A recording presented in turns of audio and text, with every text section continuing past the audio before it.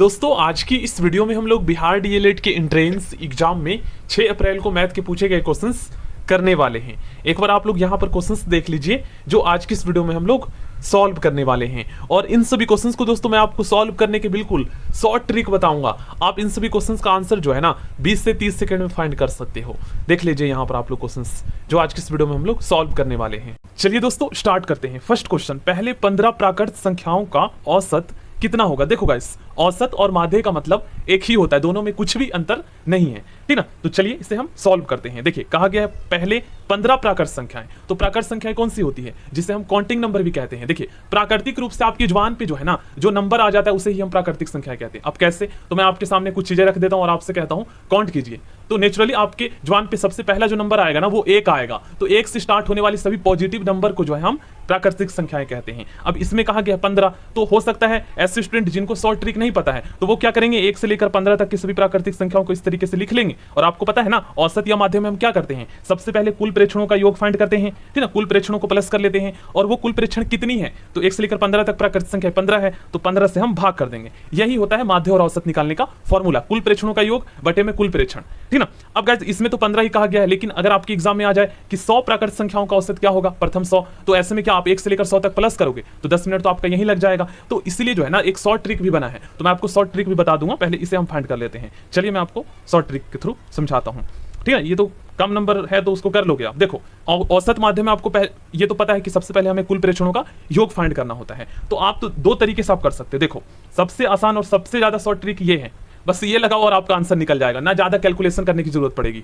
लेकिन अगर आप इस तरीके से निकालते हो, दोनों में से कोई भी फॉर्मूला याद है तो हो जाएगा। अगर ये फॉर्मूला याद है आपको, ठीक है, प्रथम प्राकृत संख्याओं का योग फाइंड करने का, तो इसके थ्रू भी निकाल लोगे। अब इसके थ्रू कैलकुलेशन ज्यादा करना पड़ेगा, जैसे आपको पहले कुल प्रेक्षणों का योग करना पड़ेगा, तो आप ये वाला फॉर्मूला लगाएंगे कुल प्रेक्षणों का योग करने के लिए। अब उसके बाद कुल कितने हैं, अब जैसे 100 का हमें निकालना है तो कुल प्रेक्षण 100 है तो 100 से हम भाग कर देंगे। तो सबसे पहले तो हम इसके माध्यम से कुल प्रेक्षणों का योग करेंगे, 1 से लेकर 100 तक के सभी प्राकृतिक संख्याओं को योग करेंगे। तो कर लेते हैं। देखिए n मान लीजिए हमारा 100 है, 1 से लेकर 100 तक कुल प्राकृतिक संख्याएं, तो हम 100 रख देते हैं n के स्थान पर, और ब्रैकेट में n के स्थान पर फिर से 100 रखेंगे, उसके बाद 1 हम प्लस कर देंगे, ठीक ना, बटे में हम 2 कर देंगे। तो ये तो कुल प्रेक्षण का केवल हमने योग निकाला है। अब हमें कुल कितने प्रेक्षण है, तो 100 है तो 100 से भाग करोगे तब जाके आपका औसत निकलेगा, क्योंकि फॉर्मूला तो यही है, कुल प्रेक्षणों का योग बटे में कुल प्रेक्षणों की संख्या, ठीक ना। तो चलिए दोनों के थ्रू हम निकालेंगे, देखते हैं कितना आता है। तो देखिए यहाँ पर हमारा 100 आया, गुने में 101 बटे में 2, ठीक ना। अब 2 से मैं इसको भाग कर देता हूं तो हमारा आ जाएगा 50 गुने में 101 आ जाएगा। अब दोस्तों ये तो योग है ना, बाद में हम 100 से भाग करेंगे तब हमारा औसत और माध्य निकलेगा।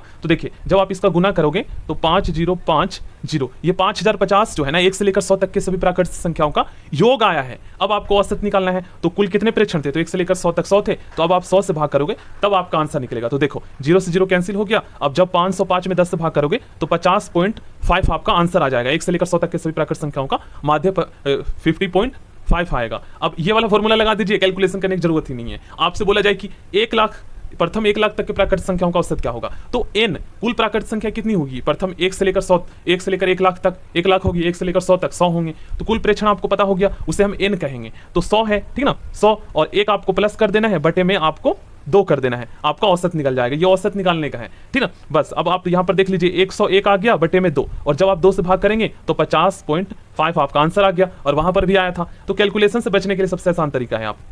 सेकंड क्वेश्चन, 2 संख्याओं का योग 29 है तथा उन संख्याओं के वर्गों का अंतर 145 है, तो उन संख्याओं का अंतर क्या होगा, ठीक ना। तो देखो गाइस कहा गया है 2 संख्याओं का योग 29 है, तो मान लेते हैं पहली संख्या हमारा x है और दूसरी संख्या हमारी y है, ठीक ना। और इनका योग क्या कहा गया है, 29 है, तो हम 29 रख देते हैं। ये हमारा पहला समीकरण बन गया, ठीक ना। उसके बाद क्या कहा गया है, तथा उन संख्याओं के वर्गों का अंतर 145 है, तो इन दोनों संख्याओं का हम वर्ग कर देते हैं, ठीक ना। और अंतर का मतलब होता है माइनस, और इन दोनों का जो अंतर है वो कितना है, 145। ये हमारा दूसरा समीकरण बन गया। अब क्या कहा गया, उन संख्याओं का अंतर क्या होगा, तो पहले तो हम x और y निकालेंगे, उसके बाद उनका अंतर हम निकालेंगे माइनस करके, ठीक ना। तो क्या कर सकते हो आप, जो है ना देखिए एक चीज यहाँ पर आप नोटिस करेंगे, तो a की स्क्वायर माइनस में b की स्क्वायर, ये वाला आपका यहाँ पर फॉर्मूला बन रहा है ना, ये समीकरण उसी पर आधारित है, ये वाला समीकरण। तो आप उसको जो है ना, इसको a की स्क्वायर माइनस में b की square is equal to a plus B, एक बार a प्लस बी और एक बार a माइनस बी, इस तरीके से लिख सकते हो। तो चलिए हम इसको लिख लेते हैं। एक बार हम जो है प्लस कर देते हैं, a की स्क्वायर माइनस b की स्क्वायर वाला फॉर्मूला लगाते हैं, और एक बार हम माइनस कर देते हैं और इज इक्वल टू 145 रख देते हैं, ठीक है दोस्तों, इस तरीके से। चलिए अब हम आगे सॉल्व करते हैं। देखो यहाँ पर तो इतना बन गया हमारा समीकरण। अब गाइस फिर से आप इस क्वेश्चन को पढ़िए, क्या कहा गया है, दो संख्याओं का योग 29 है। तो पहला संख्या हमने x माना था और दूसरा संख्या हमने y माना था, और इनका योग 29 है। तो अब गाइस आपको क्या करना है ना, देखिए x plus Y is equal to 29 है, तो हम यहां पर रख देंगे x प्लस वाई के स्थान पर 29 रख देंगे, ठीक ना, और गुने में हम x माइनस वाई को ब्रैकेट में रखेंगे और इज इक्वल टू 145 कर देंगे, ठीक ना। अब गाइस एक चीज आप नोटिस करेंगे कि यहाँ पर 29 जो है ना ब्रैकेट में x माइनस वाई के साथ गुना हो रहा है, तो अगर आप 29 को बराबर के उस साइड में लेकर जाओगे तो ये भाग में चेंज हो जाएगा, तो 145 बटे आपका 29 हो जाएगा, ठीक ना। तो x minus Y is equal to 145 बटे में 29।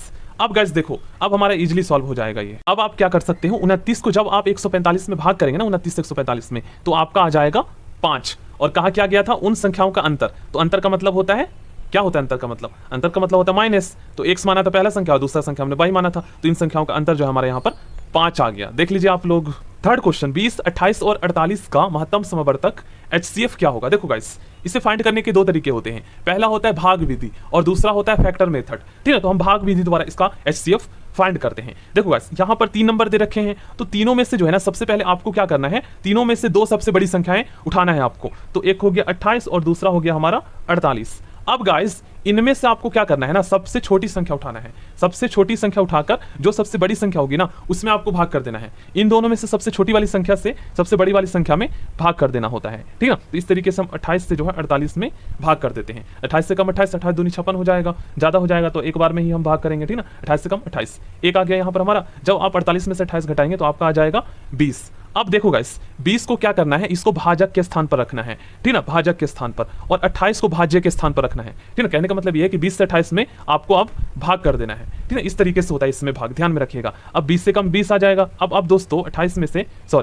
में से जब आप 20 से कम 20 रखेंगे यहाँ पर, तो जब आप 28 में से 20 घटाएंगे तो आपका आ जाएगा यहाँ पर 8, ठीक ना। अब गाइस क्या करना है आपको, 8 को भाजक के स्थान पर ही रहने देना है और 20 में आपको 8 से भाग कर देना है, ठीक ना। यहाँ पर 20 को फिर से जो है आपको यहाँ पर क्या बना लेना है, भाज्य बना लेना है, ठीक ना। तो अब हम क्या करते हैं, 8 से 20 में भाग कर देते हैं और ये तब तक चलेगा जब तक आपका शेषफल 0 ना बचे, लास्ट में पूरी तरीके से डिवाइड ना हो जाए। अब हम 8 से 20 में भाग करेंगे तो 8 दूनी 16 हो जाएगा, ठीक ना। यहाँ पर आ जाएगा 20 में से 16 जाएगा तो 4 आ जाएगा। अब गाइस 4 को भाजक के स्थान पर ही रहने देना है और 8 को भाज्य के स्थान पर ले आना है, ठीक ना। अब 4 से 8 में भाग कर देना है। अब जब आप भाग करेंगे तो 4 दूनी 8, देखिए 2 बार में यहाँ पर कैंसिल हो जाएगा, यहाँ पर हमारा शेषफल 0 आ गया। तो कहने का मतलब ये है कि ये वाला जो है ना भाजक, ये हमारा 4 जो है महत्तम समवर्तक निकल गया इन तीनों नंबर का। ये होता है तरीका करने का। अब मैं आपको दूसरा तरीका भी बता देता हूँ। देखिए HCF का फुल फॉर्म होता है हाईएस्ट कॉमन फैक्टर।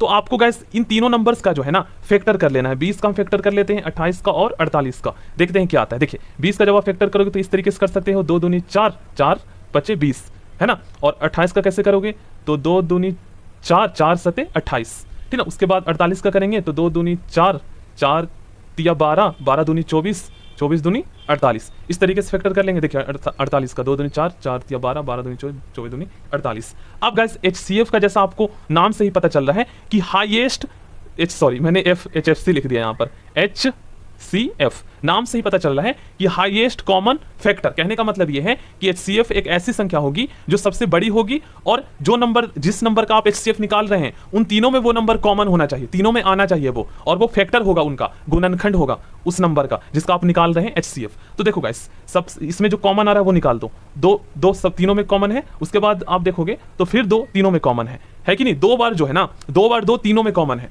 तीनों में होना चाहिए कॉमन। तो अब हम क्या करेंगे, 2 बार 2 तीनों में कॉमन है तो दोनों बार निकाल लेंगे। एक बार यहां पर निकल गया कॉमन, फिर एक बार दोबारा कॉमन है 2, तो फिर एक बार निकाल लेंगे। अब इन दोनों को जब आप गुना करेंगे 2 दूनी 4 आ जाएगा आपका, तो 4 ही जो है इन तीनों संख्याओं का आपका HCF निकल जाएगा। तो वैसे भी निकाला और इस तरीके से भी, तो ये है करने का तरीका। प्रथम 15 विषम प्राकृत संख्याओं का योग क्या होगा। तो विषम प्राकृत संख्या कौन सी होती है, जो 2 से पूरी तरीके से डिवाइड नहीं होती, डिविजिबल नहीं होती, ठीक ना। 1 हो गया, 3 हो गया हमारा, 5 हो गया, 7 हो गया, ठीक ना। उसके बाद यहाँ पर हो गया हमारा 9, 11 हो गया, 13 हो गया। अब बोला गया है 15, ठीक ना। तो कुछ स्टूडेंट तो एक मतलब कुल 15 विषम संख्याओं को प्लस कर लेंगे, ठीक ना, और बता देंगे। लेकिन वहीं पर अगर आपसे ये बोल दिया जाता है कि प्रथम 100 विषम प्राकृत संख्याओं का योग क्या होगा, तो आप प्लस करोगे तो 10-20 मिनट लग जाएगा। तो ऐसा आपको नहीं करना है, आपको डायरेक्ट ये वाला फॉर्मूला लगा देना है। देखिए विषम प्राकृत संख्याओं का योग फाइंड करने का फॉर्मूला होता है n का स्क्वायर। जितना बोला जाए, क्या बोला गया था कि प्रथम 15 विषम प्राकृत संख्याओं का योग फाइंड कीजिए, तो कुल 15 बोला है ना, तो 15 जो है आपका n जो है प्रेक्षण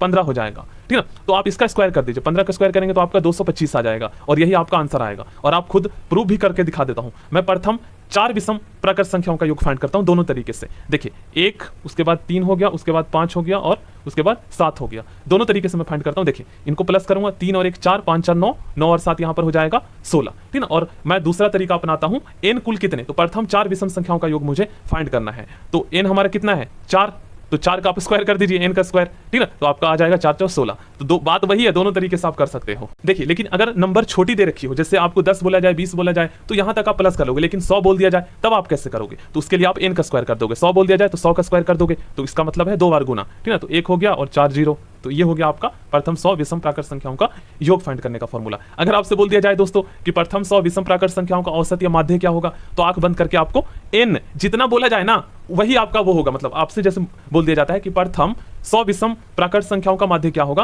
तो 100 ही होगा।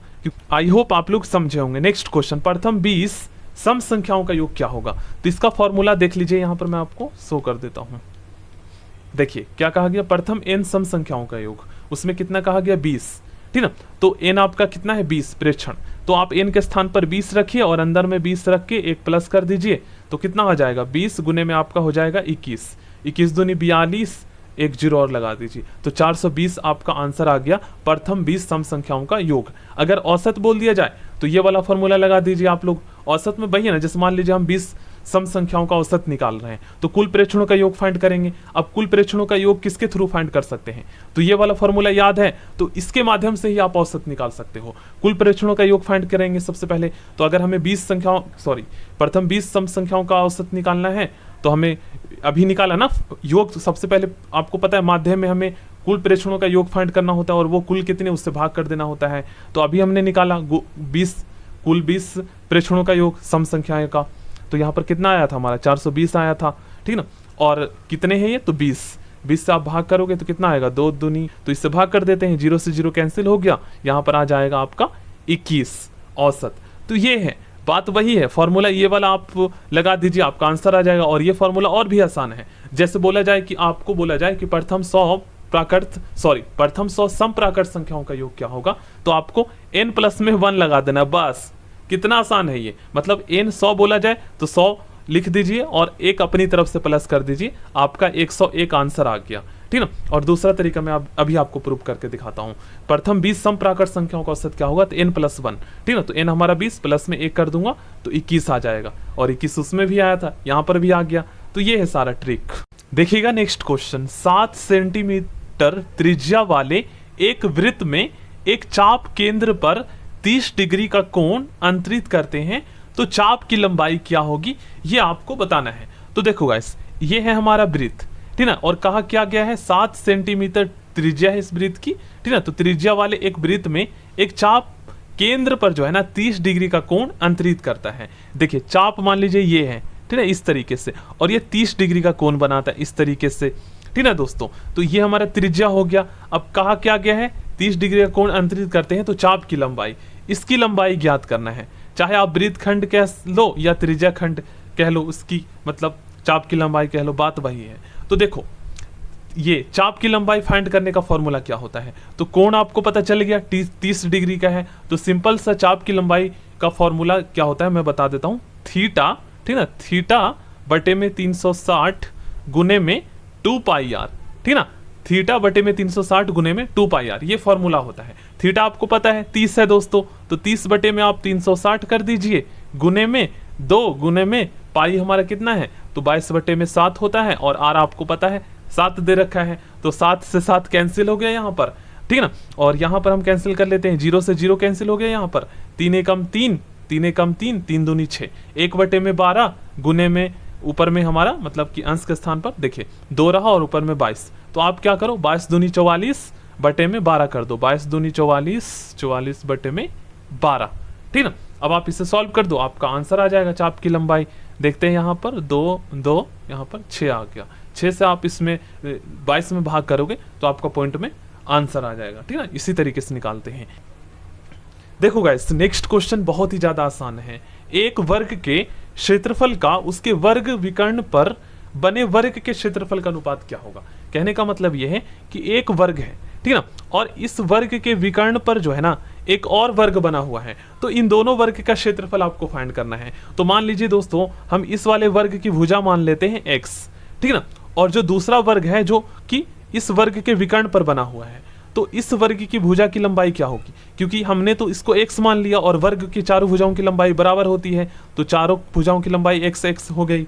अब गाइस दूसरा वाला जो हमारा वर्ग होगा उसका हमें जो है ना भुजा की लंबाई फाइंड करनी होगी। तो जब आप देख सकते हो कि इस वर्ग के विकर्ण पर बना हुआ है दूसरा वाला हमारा वर्ग, तो जो विकर्ण की लंबाई होगी वही दूसरे वाले वर्ग के भुजा की लंबाई होगी। सिंपल सी बात है, ठीक ना। तो इस वर्ग के विकर्ण की लंबाई पहले अगर हम फाइंड कर लेते हैं ना, तो इजिली हमें उस वर्ग के विकर्ण की उस वर्ग के भुजा की लंबाई पता चल जाएगा। तो भुजा की लंबाई पता चल जाएगा तो आपको पता है वर्ग का क्षेत्रफल भुजा गुना भुजा होता है, तो हम दोनों का एरिया निकाल लेंगे और उसके बाद उनका अनुपात कर देंगे। तो देखो हम क्या करते हैं, फॉर्मूला मैं आपको बताता हूँ। वर्ग के विकर्ण की लंबाई फाइंड करने का फॉर्मूला होता है भुजा गुना में वर्गमूल 2, ठीक ना, भुजा गुना में वर्गमूल 2। तो हमें दूसरे वाले वर्ग की भुजा पता चल गया इस विकर्ण की लंबाई फाइंड करते ही। भुजा हमने x मान लिया है इसका, तो x गुना में वर्गमूल 2 आ गया, और इस पहले वाले वर्गमूल की भुजा x है और दूसरे वाले वर्गमूल की भुजा x गुने में वर्गमूल 2 है, ठीक ना। पहले वाले वर्गमूल की भुजा x है और दूसरे वाले की x वर्गमूल में 2 है। अब इसका क्षेत्रफल का अनुपात आपको फाइंड करना है, तो इस तरीके से हम इसका क्षेत्रफल निकाल देंगे, क्योंकि भुजा का स्क्वायर होता है। अब x का तो x का स्क्वायर ही हो जाएगा। अब जब आप इसको गुना करेंगे तो देखिए क्या आता है, मैं आपको यहाँ पर करके देता हूँ। देखिए आप चाहो तो स्क्वायर से स्क्वायर रूट कैंसिल कर सकते हो डायरेक्ट, तो आपका यहाँ पर गुना करना पड़ेगा, वैसे नहीं होगा, ठीक ना। x के स्क्वायर हमारा पहले वाले का आ गया और दूसरे वाले का मैं यहाँ पर x वर्गमूल में 2 गुना में x वर्गमूल में 2 इस तरीके से गुना कर लेता हूँ। अब गैस आपको पता है जब एक वर्गमूल और दूसरा वर्गमूल आपस में गुना होता है तो ये कैंसिल हो जाता है, या फिर मैं इसको आपको इस तरीके से दिखा देता हूँ। देखिए x को x से गुना करेंगे तो आपका x का स्क्वायर आ जाएगा, ये आपका वर्गमूल के बाहर ही रहेगा, ठीक ना, पहले से बाहर है। अब दोस्तों अंदर में दो बार गुना हो जाएगा, जब आप गुना करोगे वर्गमूल 2 से वर्गमूल 2 को, तो अंदर में आपको पता है ना जब वर्गमूल निकालते हैं तो हम फैक्टर करते हैं, और जब हमारा नंबर सेम होता है तो 2 फैक्टर का पेयर बनाकर बाहर निकाल देते हैं, क्योंकि वर्गमूल में आगे में ऊपर में 2 छुपा हुआ होता है, तो 2 फैक्टर का बाहर निकल जाता है। तो एक बार 2 बाहर निकल गया तो इसका क्या आया हमारा क्षेत्रफल x के स्क्वायर, और 2 पेयर बनकर बाहर निकल गया तो यहाँ पर हमारा 2 आ गया, x के साथ गुना हो जाएगा। तो आप इसको 2x के स्क्वायर भी लिख सकते हो बिल्कुल, और पहले वाले का हमारा क्या था, x के स्क्वायर था। तो आप क्या कर सकते हो ना, देखो या तो आपका यही आंसर आ गया, या फिर x के स्क्वायर से x के स्क्वायर कैंसिल कर दो, तो यहाँ पर आपका 1:2 आपका आंसर आ जाएगा। तो ये है आंसर। देखिए जो क्वेश्चंस मैं आपको करवा रहा हूँ ना दोस्तों, ये पिछले साल भी पूछे गए हैं, देख लीजिए मैं यहाँ पर आपको शो कर देता हूँ, ठीक है ना। देखिए एक ये क्वेश्चन प्रथम 10 अभाज्य संख्याओं का माध्यिका क्या होगा, ये मैं आपको करवा दूंगा इसी वीडियो में, ये ऑलरेडी मैं करवा भी चुका हूँ। और उसके बाद देखिए यहाँ पर आप लोग एक और क्वेश्चन, प्रथम 20 विषम प्राकट संख्याओं का योग क्या होगा, तो वही फॉर्मूला लगा देना आपको n का स्क्वायर, तो 20 का स्क्वायर कर दोगे तो 400, 1 सेकंड में आपका आंसर आ गया, ठीक ना। चलिए इस वाले क्वेश्चंस को हम सॉल्व करते हैं, प्रथम 10 अभाज्य संख्याओं की माध्यिका क्या होगी, क्या, चलिए तो सॉल्व कर लेते हैं। प्रथम 10 अभाज्य संख्याओं का माध्यक क्या होगा। देखो गाइस सबसे पहले आपको यह पता होना चाहिए कि अभाज्य संख्याएं किसे कहते हैं। अभाज्य संख्याएं ऐसी संख्याएं होती हैं जो केवल खुद से और एक से ही, ठीक ना, पूरी तरीके से विभाजित हो सकती है और किसी से भी नहीं। एक से और खुद से पूरी तरीके से विभाजित हो सकती है और किसी से भी नहीं। अगर किसी और नंबर से होगी तो फिर उसका जो भागफल आएगा ये दोस्तों पॉइंट में आएगा, तो फिर उसे हम नहीं कहेंगे अभाज्य संख्याएं। अभाज्य संख्याएं ऐसी संख्याएं होती हैं जो खुद से और केवल एक से विभाजित हो सकती है, जैसे 2 हो गया हमारा, 3 हो गया हमारा, उसके बाद 5 हो गया, 7 हो गया, उसके बाद हमारा 11 हो गया, 13 हो गया, उसके बाद दोस्तों हमारा 17 हो गया। अब ये संख्याएं एक से और खुद से हो सकती है। अगर मैं यहाँ पर आपको बोलूं कि 9 अभाज्य संख्याएं है या नहीं है, तो 9 नहीं है, क्योंकि ये एक से भी हो सकती है, खुद से भी हो सकती है और 3 से भी हो सकती है, ठीक ना। केवल वो 2 ही से हो सकती है, खुद से या तो एक से, ध्यान रखना है, ठीक ना। तो हमें प्रथम 10 का करना है और माध्यक निकालना है। तो देखो माध्यक में हम क्या करते हैं ना, जो प्रेक्षण दे रखा होता है उसको आरोही क्रम में व्यवस्थित करते हैं। तो यहाँ पर हमारा आरोही क्रम में ही चल रहा है नंबर, देख सकते हो 17 हो गया, उसके बाद हमारा 19, उसके बाद 21 नहीं होगा, ठीक है ना, 23 होगा, उसके बाद 27 भी नहीं होगा और 29 हो जाएगा डायरेक्ट, उसके बाद हमारा हो जाएगा 31, उसके बाद 33 भी नहीं होगा, 34 भी नहीं होगा, 35 भी नहीं है, 37 हो जाएगा डायरेक्ट, ठीक ना। उसके बाद 39 भी नहीं होगा, 40 भी नहीं होगा, 41 हो जाएगा, उसके बाद 43 हो जाएगा। कितने हो गए देखिए, 1 2 3 4 5 6 7 8 9 10 ही बोला गया यार, मैं कुछ ज्यादा ही लिख लिया, ठीक ना, 29 तक ही करना था, ठीक है, यहां तक। अब अभाज्य संख्याओं का माध्यक बोला गया है, तो यहां पर देखिए कुल प्रेक्षणों की संख्या कितनी हो गई हमारी दोस्तों, 10 हो गई। तो अगर प्रेक्षणों की संख्या, कहने का मतलब यह है कि प्रेक्षणों की संख्या सम है, तो उसके लिए माध्यक निकालने का फॉर्मूला क्या होता है, ये होता है n/2 प्लस में, ठीक ना, n वा पद, यहाँ वा पद लिख लीजिएगा, n/2 प्लस में n प्लस में 2 बटे में 2 वा पद, ठीक ना, ये लिख लीजिएगा, और उसके बटे में फिर 2, ये हो गया, ठीक ना। अब n आपका क्या है दोस्तों, तो कुल प्रेक्षणों की संख्या आपका 10 है, तो आप n के स्थान पर 10 रख दीजिए, बटे में 2 कर दीजिए, और यहाँ पर वा पद लगा दीजिए, प्लस कर दीजिए, उसके बाद n प्लस में 2, तो 10 है आपका n, प्लस में 2 कर दीजिए, बटे में 2 कर दीजिए, और यहाँ पर वा पद लगा दीजिए, उसके बाद 2 कर दीजिए सबसे बटे में।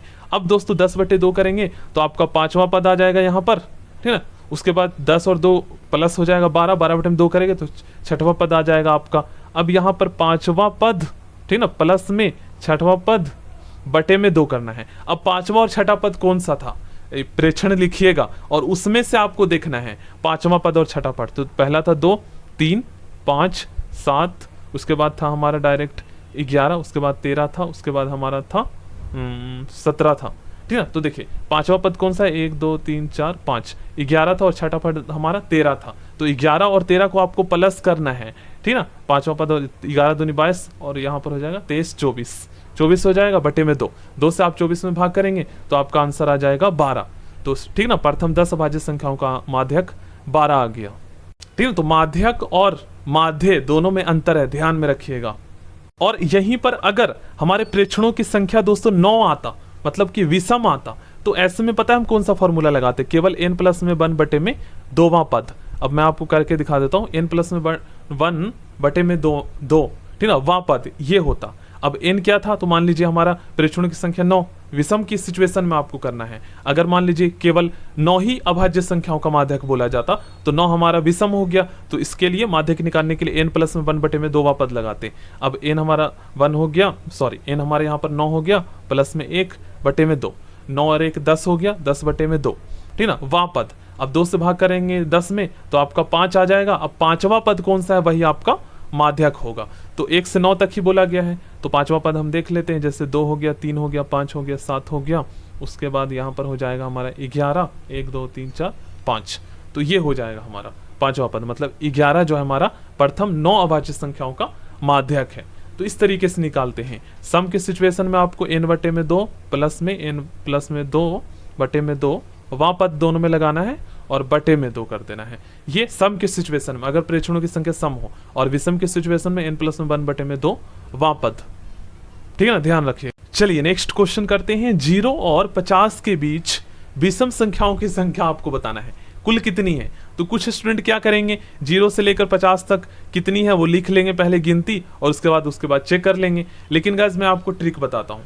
देखो 0 के बाद आपको पता है 1 आता है, 1 हो गया हमारा विषम संख्या है, 3 हो गया, उसके बाद हमारा हो गया 5। विषम संख्या ऐसी संख्याएं होती है जो 2 से पूरी तरीके से विभाजित नहीं होती, ठीक है, 2 से विभाजित नहीं होती, समझ गए ना आप लोग। अब यहाँ पर 1 हो गया, 3 हो गया, 5 हो गया, 7 हो गया, उसके बाद दोस्तों हमारा 9 भी होगा, उसके बाद हमारा यहाँ पर 11 होगा, 13 होगा, उसके बाद हमारा 15 होगा। ये 2 से पूरी तरीके से विभाजित नहीं होती है, उसे ही हम विषम संख्याएं कहते हैं।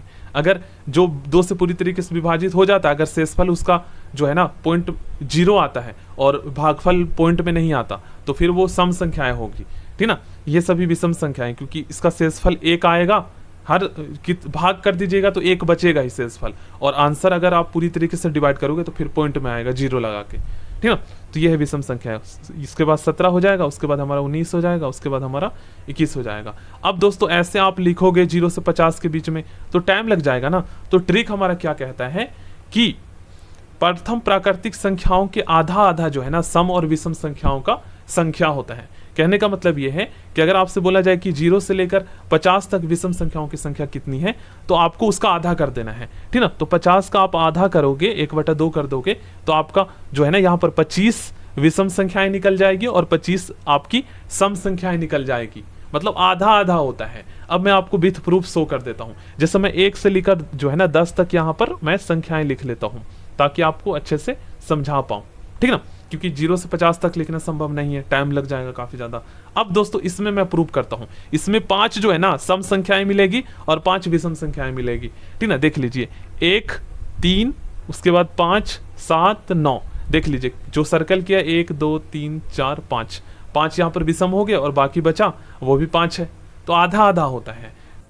देखिए क्वेश्चन नंबर 9 में दोस्तों कुल प्रेक्षणों का माध्य दे रखा है और इन प्रेक्षणों में x की वैल्यू हमें फाइंड करनी है। तो आप क्या कीजिए ना, देखिए जैसे माध्य निकालते हैं वैसे ही इस क्वेश्चन को आपको सॉल्व करना है। कुल प्रेक्षणों का आपको योग कर लेना है और वो कुल कितने हैं ये प्रेक्षण, तो ये कुल 5 है, तो 5 से आपको भाग कर देना और इज इक्वल टू 2.6 रख देना है क्योंकि ये इसका माध्य है। तो देखिए कुल प्रेक्षणों का योग जब आप करेंगे तो 6 और 2 8 8 8 16 और 10 26 हो जाएगा। 26 प्लस में x बटे में 5 और यहाँ पॉइंट हटाएंगे और 1 लिखेंगे नीचे और पॉइंट के बाद एक डिजिट है तो एक 0 आप लगा देंगे नीचे में, तो 26 बटे में 10 हो गया यहाँ पर और ऊपर में आपका हो जाएगा 6 और 2 8 8 16 10 26, 26 प्लस में x बटे में 5।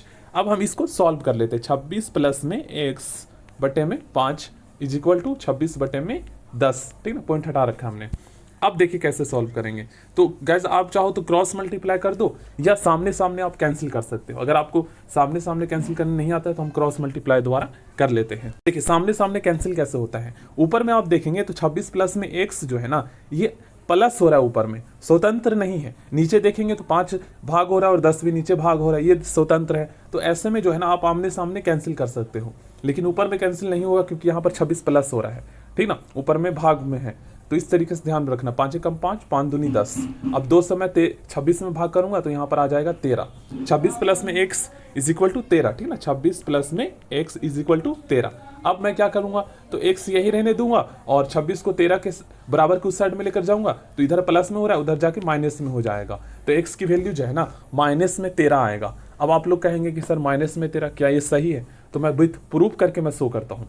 देखिए मैं क्या करता हूँ x के स्थान पर माइनस में 13 रख देता हूँ, ठीक ना, और जब मैं इसका माध्य निकालूंगा तो माध्य दे रखा है 2.6, अगर 2.6 आ जाता है तो हमारा सही हो जाएगा, ठीक ना। x के स्थान पर मैं -13 रख देता हूँ और इन सभी प्रेक्षणों का जो है मैं योग कर लेता हूँ, उसके बाद माध्य निकाल देता हूँ। देखिए 6 2 8 8 8 16 16 और 10 26 26 26 और 26 को मैं 13 के साथ प्लस करूंगा। कहने का मतलब ये है कि इस तरीके से मैं करूंगा, 26 प्लस में माइनस में 13 इस तरीके से, तो हमारा कितना आएगा 13 आएगा, प्लस में 13 बटे में कितना आएगा 5, कुल प्रेक्षणों की संख्या 5 है, 5 से मैं 13 में भाग करूंगा तो 2.6 हमारा आ गया माध्य। देख सकते हो प्रूव हो गया यहाँ पर। चलिए अब हम सबसे आसान क्वेश्चन सॉल्व कर लेते हैं। देखिए 5 15 और 50 के आपको एलसीएम और एचसीएफ निकालना है। तो एलसीएम तो आप सभी जानते ही है, मैं आपको एचसीएफ निकाल के बता देता हूं। देखो गाइस दो तरीके हैं, एक होता है हमारा फैक्टर मेथड, ठीक ना, और दूसरा होता है भाग विधि। भाग विधि आसान है, मैं बता देता हूं। देखिए इसका जब आप फैक्टर करोगे तो इस तरीके से लिख सकते हो, ठीक ना, 1 गुना में 5 गुना में 3, इसी तरीके से 1 गुना में 5 गुना में यहाँ पर हो जाएगा 5 गुना में 2 लिख सकते हैं ना, 5 5 25 दूनी 50। अब दोस्तों एचसीएफ का फुल फॉर्म क्या होता है, हाईएस्ट कॉमन फैक्टर। कहने का मतलब यह है कि सबसे बड़ी होगी और कॉमन होगी, जितना नंबर का आप एचसीएफ निकाल रहे हैं तीनों में कॉमन होना चाहिए और वो फैक्टर होगा उन नंबर का। तो है तीनों में कोई कॉमन, देख लीजिए इन तीनों में 5 ही कॉमन है, ठीक ना, और यही सबसे हाईएस्ट है। वैसे एक भी कॉमन है लेकिन एक हाईएस्ट नहीं है, ठीक ना, तो 5 हमारा इसका एचसीएफ निकल जाएगा। और दूसरा तरीका, इन तीनों नंबर में सबसे बड़ी वाली 2 संख्याएं आप बाहर निकाल लीजिए, निकाल लिया। अब दोस्तों छोटी वाली इन दोनों में से जो छोटा नंबर है ना उससे बड़ी वाली में आप इस तरीके से भाग कर दीजिए। देखिए 15 दिए, यहाँ पर 45 आ जाएगा, यहाँ पर बचेगा 5। अब 5 से जो है ना 15 में भाग कीजिए यहाँ पर, तो देखिए 5 दिया 15, पूरी तरीके से ये कैंसिल हो गया। तो जब कैंसिल हो जाए ना लास्ट में, तो ये जो आपका भाजक होता है यही आपका जो एचसीएफ हो जाता है। तो ये हो गया हमारा एचसीएफ।